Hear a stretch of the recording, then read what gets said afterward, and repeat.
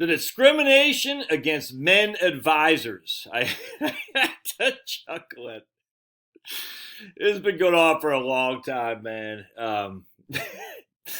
Thankfully, I have I can say what's happening, and all men advisors know this. I mean, some are gonna, poo-poo it because a male feminist is the worst man in the world. Anyway, so I'm doing my CE, and I appreciate Financial Advisor magazine allowing me to read their articles and do the CE. But I had to chuckle at this, man. So I'm not sure like when the bell was rung, but I have a sneaky suspicion it was right here. 2015. The bell was rung. Now let's take a look at when. Just hang in there with me. I'm going to show you what I'm talking about here. But there is a letter, a dear colleague letter from Obama's Department of Education. Let's see when that would happen. Hold on. Right here. It was released on April 4th, 2011. This is when the discrimination against men really took off in the beginning of the Me Too movement, the beginning of all this crap we're going through right now, which is ironic given the transgender stuff because that's obviously inherently we can't define women anymore. But anyway, so here's the Office of Civil Rights from the Obama Department of Education. They released this thing called a Dear Colleague letter. It was released because the various Office of Civil Rights surrogates were not always in agreement when issuing their resolution agreements. As such, there is much confusion and institutions were asking for further clarification.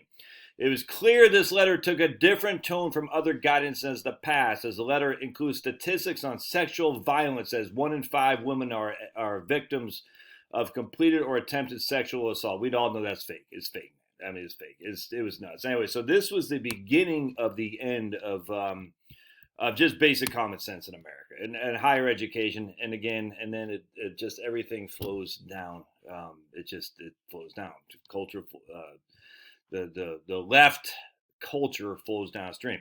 Actually, interesting about the Huffington Post here, the defense of the Dear Colleague letter. This is written in 2017 by S. Daniel Carter. I guarantee a male feminist. Let's see what he says here. Some clown who supports the letter and said, we saw common sense solutions, including the basic fairness of informing institutions of consistent standards why they'd be expected to apply in order to get federal money. We asked the OCR, Office of Civil Rights, to articulate a uniform standard of proof where men have no rights. That's just a fact. Anyway, so this is there's Sniffy Joe. I forgot who that guy was. Don't care. He's a clown.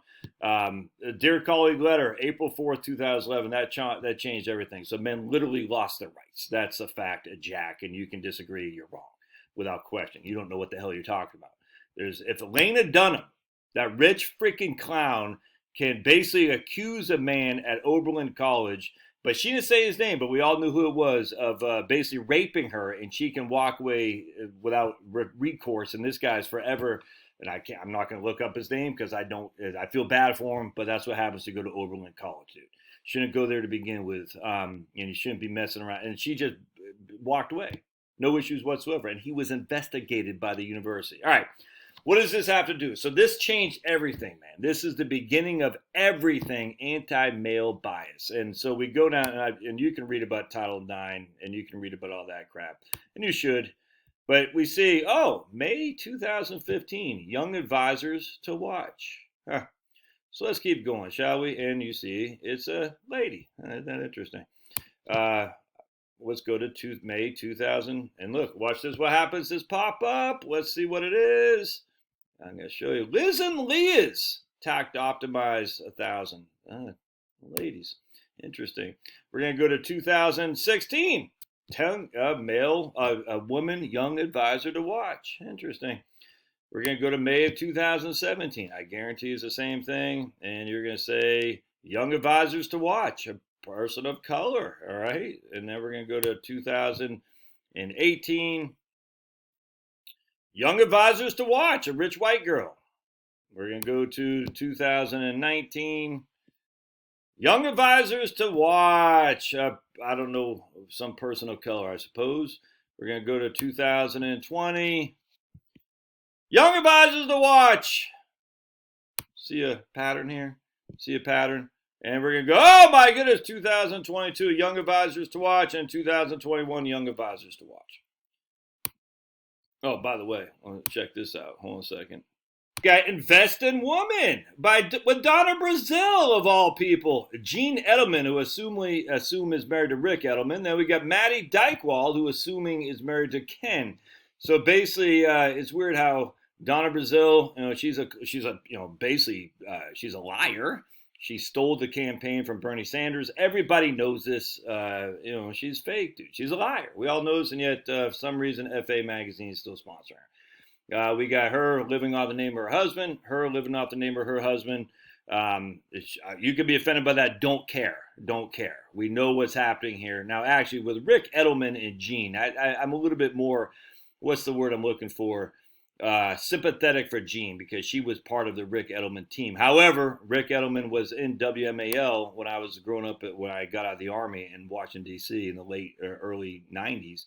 I never heard Gene Edelman on there. It was always Rick. So, she is for every successful man, there's a strong woman, 100%. I just find it interesting, though, these strong women, the liar, strong women, they didn't do it on their own. I don't know about these other people, don't know, don't care. I just find it funny. Someone's got to say something on behalf of men, man. All right, so let's keep looking. The pop-up here, it keeps popping up. I mean, they're desperate to have men. It's 7th annual, Invest in Women, 7th annual. Is that interesting, huh? I want to show you something else here, too. Practical and profitable ways to attract women advisors. Female advisors are the future of wealth management. All right, so we all know this is an anti-man movement. It's a fact, Jack, and I'm going to share with you another video why, if you really want to make headwinds, you go against this, because I'm going to tell you, man, women don't want feminist men. Women want strong men, and I'm going to show you, you stand strong, my friends, and you'll attract women. That's just a fact. I'm going to show you how here in just a second, because it's historical proof, dude. It's historical. Do not freaking cuck. Hang in there. Be who you are. Speak the truth, not your truth, the truth. And stay strong. All right, we'll see you guys.